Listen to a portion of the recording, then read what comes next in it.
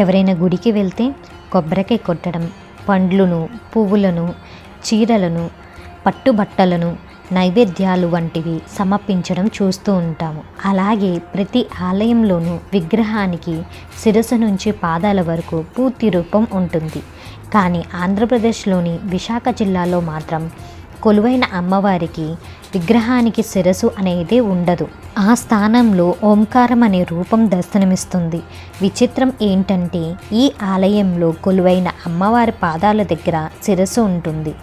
ఈ అమ్మవారికి కేవలం బిందుడు పసుపు నీళ్లు సమర్పించుకుంటే చాలు భక్తుల కోరికలను తీరుస్తుందని చాలామంది నమ్ముతారు.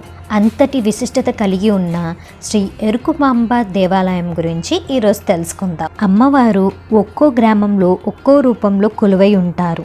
అంతేకాదు అమ్మవారు కొన్ని ప్రాంతంలో స్వయంభూగా వెలిసి భక్తుల కోరికలను తీరుస్తూ మనకు దర్శన భాగ్యం కలిగిస్తారు. అలాంటి అమ్మవారిలో ఒకరే విశాఖపట్నం జిల్లా అక్కయ్యపాలెం సమీపంలోని దొండపర్తిలో వెలిసిన శ్రీ ఎరుకుమాంబ అమ్మవారు. ఈ అమ్మవారు 3వ శతాబ్దంలో వెలిసినట్లు పెద్దలు చెబుతారు. కేవలం విశాఖవాసులకే కాకుండా ఉత్తరాంధ్రలోనే ఈ అమ్మవారిని సత్యం చెప్పే తల్లిగా శ్రీ ఎరుకుమాంబను కొలుస్తారు. ఇక్కడ కొలువై ఉన్న అమ్మవారి వెనుక భాగంలో శ్రీచక్రం ఉందని భక్తులు చెబుతారు. ఈ అమ్మవారిని గౌరీ స్వరూపంగా భావిస్తారు.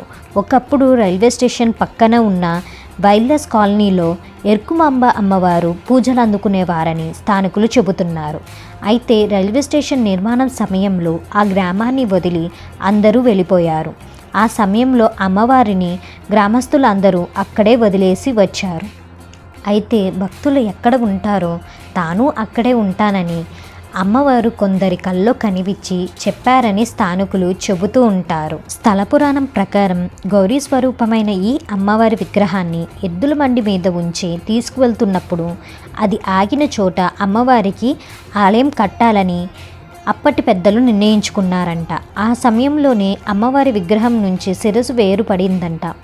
అలా వేరుపడిన శిరస్సు అతికించేందుకు ప్రయత్నించినా అస్సలు సాధ్యపడలేదంట. ఆ సమయంలో భక్తులు అమ్మవారిని వేడుకుంటుండగా తన కాళ్ళ దగ్గర శిరస్సు పెట్టి కంఠం దగ్గర పసుపు నీళ్లు పోస్తే చాలు చల్లని దీవెనలు అందిస్తానని ఎరుకుమాంబ అమ్మవారు భక్తులకు చెప్పారంట. అప్పటి నుంచి ఆ గుడికి వెళ్ళిన ప్రతి ఒక్కరూ బిందెడు నీళ్లను సమర్పించుకుంటూ తమ మొక్కులను తీర్చుకుంటున్నారు. కలియుగంలో ప్రజల సంక్షేమాన్ని కోరుతూ వెలిసిన దేవతలలో ఎరుకుమాంబ ఒకరు. ఈ అమ్మవారికి బుధవారం రోజున పవిత్రమైన పసుపు నీళ్లను ఎవరైతే సమర్పిస్తారో వారి కోరిన కోరికలన్నీ ఖచ్చితంగా తీరుతాయని నమ్ముతారు. అందుకే ఉత్తరాంధ్రతో పాటు ఇతర ప్రాంతాల నుంచి కూడా ఇక్కడ కొలువై ఉన్న అమ్మవారికి సానోత్సవం వేడుకల్లో హాజరయ్యి అమ్మవారి ఆశీస్సులు పొందుతారు. అంతేకాదు వివాహ సమస్యలతో ఇబ్బంది పడేవారు కళ్యాణ యోగం పొందుతారని చాలామంది నమ్ముతారు. ఇక్కడ కొలువైన అమ్మవారికి ప్రతి బుధవారం ఉదయం 10 గంటల నుంచి మధ్యాహ్నం 12 గంటల వరకు, తిరిగి మధ్యాహ్నం 3 గంటల నుంచి సాయంత్రం 5:30 గంటల వరకు సానగట్టల పూజను ఘనంగా నిర్వహిస్తారు. అనంతరం గురువారం రోజున ప్రత్యేక పూజలు నిర్వహిస్తారు. ప్రతి నెల 3వ గురువారం నాడు ఎరుకుమాంబ ఆలయ నిర్వాహకులు అన్నదాన కార్యక్రమాలను నిర్వహిస్తారు. తెలుసుకున్నాం కదండి ఎరుకుమాంబ దేవాలయం గురించి. మీకు కనుక ఈ వీడియో నచ్చినట్లయితే లైక్ చేసి షేర్ చేసి కామెంట్ చేయండి. మరొక మంచి వీడియోతో మీ ముందుంటాను. అప్పటి వరకు సెలవు.